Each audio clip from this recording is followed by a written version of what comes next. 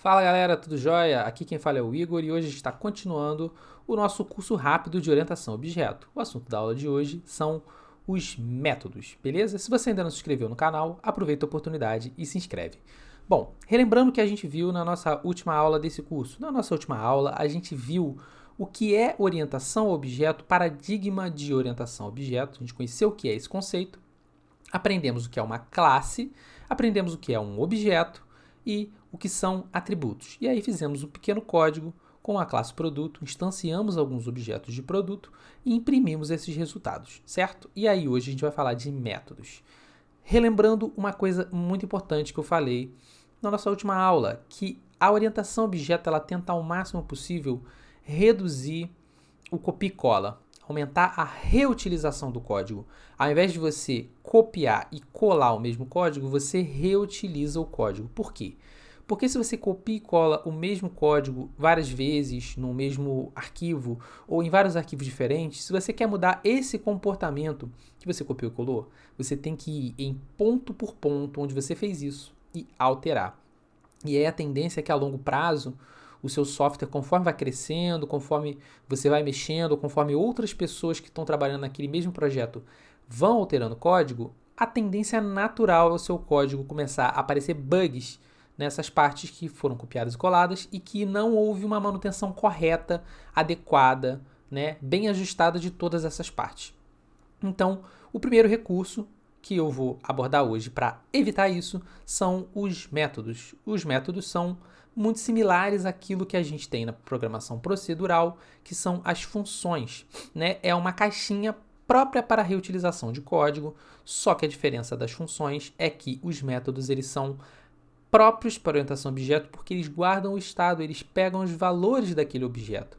Enquanto uma função, num paradigma procedural, um método, uma função estruturada, você precisa passar os parâmetros todos para ela e o que vai acontecer ali vai depender exclusivamente dos parâmetros. Os métodos na orientação a objeto vão ter sim parâmetros, assim como a função, só que o comportamento daquele método vai ser alterado não só pelos métodos, como também pelos atributos do objeto. Então a gente diz que uma função convencional ela é estática, né? Ela não guarda estado, enquanto um método ele é dinâmico, ele guarda o estado, ele se utiliza do estado de um objeto, dos valores que ele tem no momento, para imprimir um certo comportamento. Bom, então, sem mais delongas, vamos lá passar agora para o nosso código e aí eu vou explicando melhor o que é esse método, beleza? Bom, a gente está aqui, né, com o mesmo conteúdo que a gente parou na nossa última aula.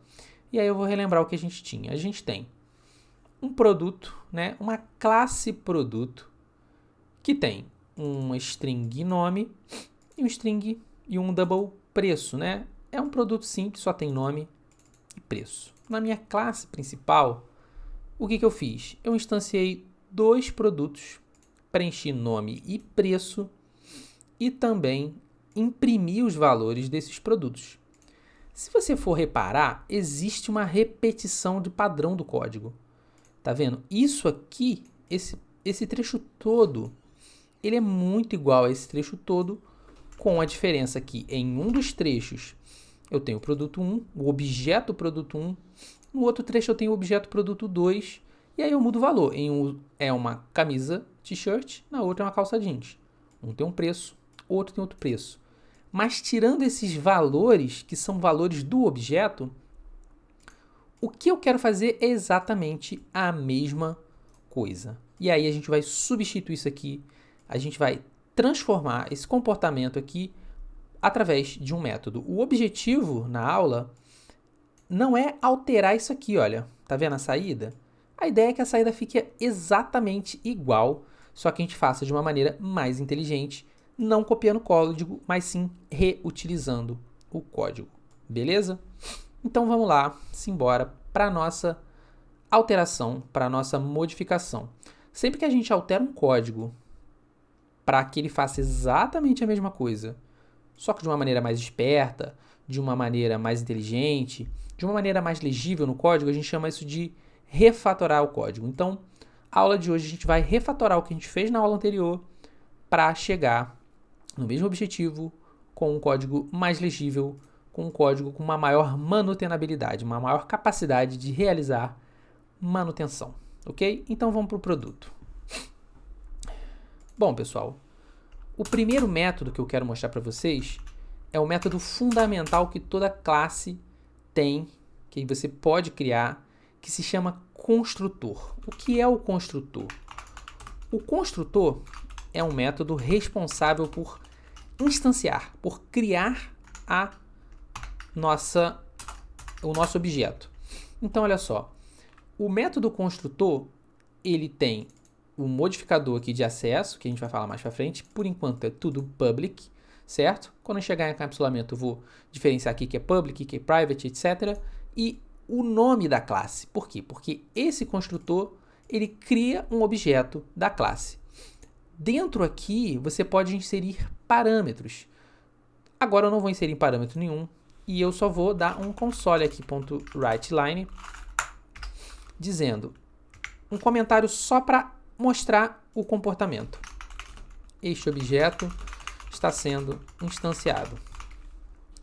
O que é isso aqui? Eu estou dizendo que toda vez que eu der o new, tá vendo aqui new produto, abre e fecha parêntese, eu estou invocando, eu estou chamando, eu estou utilizando esse método. Sempre que eu uso um método, eu vou utilizar essa nomenclatura que eu chamo de invocar. Eu estou fazendo a invocação do método construtor. Não tem parâmetro aqui e aí eu estou declarando o construtor sem nenhum parâmetro só para exemplificar o que o construtor faz. Toda vez que é invocado o construtor, toda vez que alguém instancia o meu objeto com essa diretivazinha new, o que vai acontecer? O código que está aqui dentro vai ser executado e o resto segue normalmente. Então vamos rodar só para mostrar o que eu estou querendo dizer. Olha só, instanciei o objeto, estou aqui. Antes de executar isso aqui, olha, que é atribuir o nome, o preço, imprimir, antes disso tudo, nos dois casos, imprime uma mensagem, este objeto está sendo instanciado. O que significa que esse trechinho de texto aqui foi executado aqui, logo quando eu fiz o new, quando eu criei o produto 1 e quando eu criei o produto 2. Então, o que eu quero fazer? Eu quero que o meu construtor preencha os valores para eu não ter que reescrever isso. Então, eu vou lá no meu construtor, eu não quero que ele escreva nada disso, era só um exemplo. O que eu efetivamente quero é que eu pegue os valores do nome e do preço e preencha de uma única vez. Então, eu tenho um string nome e um double preço. Essas coisas que a gente coloca aqui entre parênteses, a gente chama de parâmetros. São as entradas do seu método. Então, todo método pode ter parâmetros. Se você não colocar nada assim, ele não tem parâmetros, mas continua sendo um método. E o que você colocar aqui, você diz qual é o tipo da variável, qual é o nome dessa variável, e isso aqui são as entradas do seu método. Então, o método tem os parâmetros são as entradas, cada uma com um nome, certo? E ele tem uma saída também. No caso do construtor, especificamente a saída dele é o próprio objeto, e aí a gente não especifica o tipo da saída, tá? Mas tem outros casos, que eu vou dar um exemplo aqui para frente, que a gente especifica sim a saída. Então, o que eu faço? Esse método aqui, eu quero alterar o nome e o preço do objeto. Repara, uma coisa é o nome e o preço que vieram por parâmetro, que são valores externos. E o nome e o preço do produto, na hora que eles são instanciados, é vazio. Eu quero alterar o nome e o preço desse produto assim que eu instancio. Para quê? Para eu poder fazer assim, olha. Ao invés de eu ficar passando valor por valor, eu quero fazer desse jeito aqui, que vai ficar muito mais simples e prático. Aí eu posso apagar aqui. O que eu quero fazer é transformar 3 linhas em apenas uma. Então, aqui eu quero que aconteça isso e que assim que eu instanciar o objeto, ele já tenha o nome e o preço preenchido, certo? É isso que eu quero fazer, certo? Só que se eu rodar isso aqui agora, não vai estar funcionando. Por quê? Porque eu só passei os parâmetros e não fiz nada. Então, se eu executar isso aqui agora, o que vai acontecer? Eu vou ter um produto, vou ter passado os parâmetros, as entradas para o produto, mas ele não vai ter nem nome, nem preço, porque eu não preenchi esses valores. Vamos tentar rodar para ver o que acontece. Nome vazio, preço 00. Por quê?